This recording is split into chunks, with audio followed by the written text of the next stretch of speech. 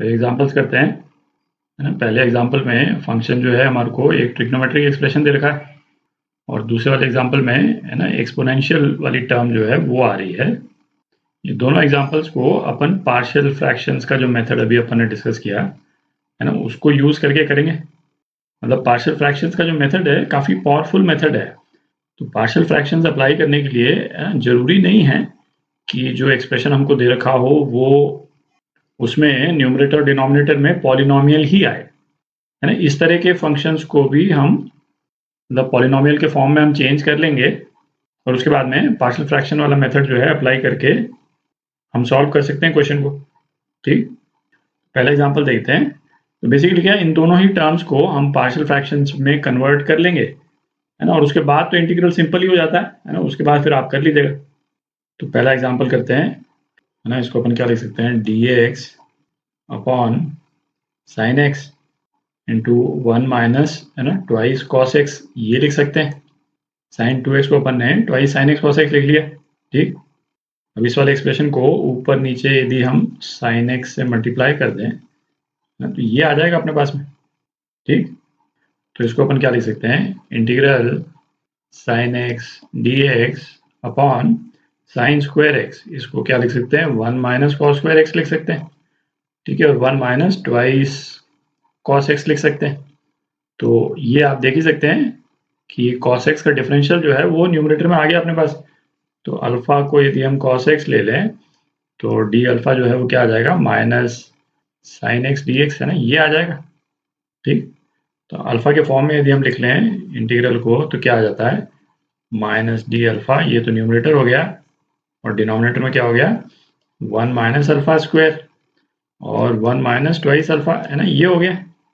और ये स्क्वायर वाली जो टर्म है, पहला अपने को ये देखना है कि ये इसको फैक्टराइज हम कर सकते हैं कि नहीं। तो इस वाले केस में ये तो फैक्टराइज भी हो रही है ना। माइनस यदि अपन बाहर ले लें तो डी अल्फा अपॉन, है ना, 1 माइनस अल्फा, 1 प्लस अल्फा और 1 माइनस 2 अल्फा। ठीक है, ये हो जाएगा।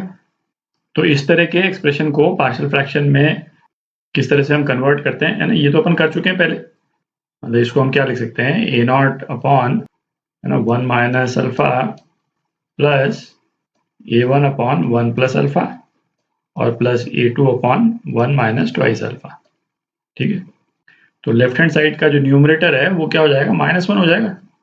तो अब आप a0, a1 और a2 की वैल्यू निकाल ही सकते हैं। और ये इंटीग्रल इटसेल्फ जो है वो तो बहुत सिंपल इंटीग्रल है।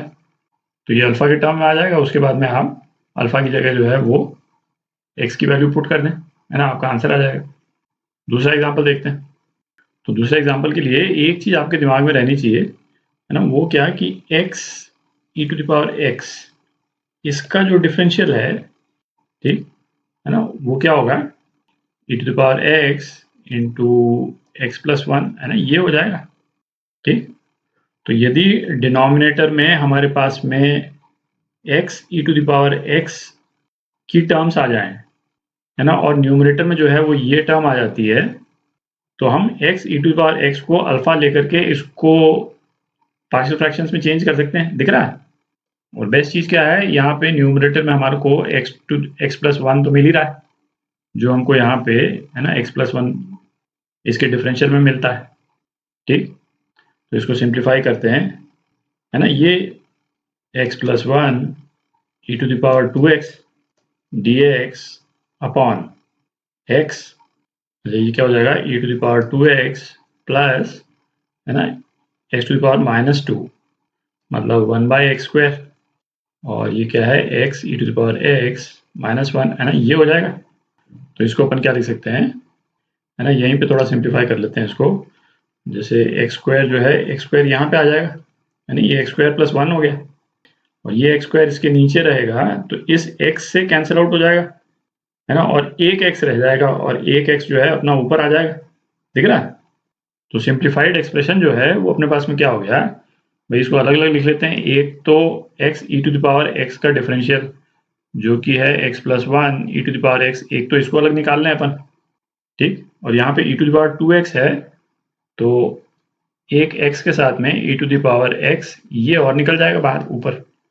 ठीक, upon x square e to the power 2x plus 1 into x e to the power x minus one, है ना, ये हो जाएगा। तो अब तो दिख ही रहा है ना, ये है ना बहुत इजीली कन्वर्ट हो जाएगा। तो अल्फा हम x e to the power x यदि ले लेते हैं तो डी अल्फा जो है हमारा क्या हो जाएगा, x plus one e to the power x d x, है ना, ये हो जाएगा। तो हमारा एक्सप्रेशन जो है वो क्या हो गया, integral x e to the power x, है ना, ये तो अल्फा ही है, तो alpha d alpha upon x square e to the power two x, है ना, ये अल्फा स्क्वायर के बराबर है, अल्फा स्क्वायर प्लस वन और अल्फा माइनस वन। ठीक, अच्छा, और ये जो क्वाड्रेटिक एक्सप्रेशन है ये आगे फैक्टराइज होने वाला नहीं है, तो ये जो पार्शियल फ्रैक्शन में टूटेगा किस फॉर्म में टूटेगा, a naught upon alpha minus one plus a one x plus b one upon alpha square plus one, है ना, इस तरह से टूट जाएगा। और लेफ्ट हैंड साइड में क्या है, न्यूमरेटर में अल्फा रहेगा, है ना, इसका ध्यान रखें। तो अब आप है ना ए नॉट ए वन और बी वन की वैल्यू निकाल ही सकते हैं, है ना, इस तरह के कई एग्जांपल्स कर चुके हैं। ये भी स्टैंडर्ड इंटीग्रल है ना, ये तो L N alpha minus one हो जाएगा।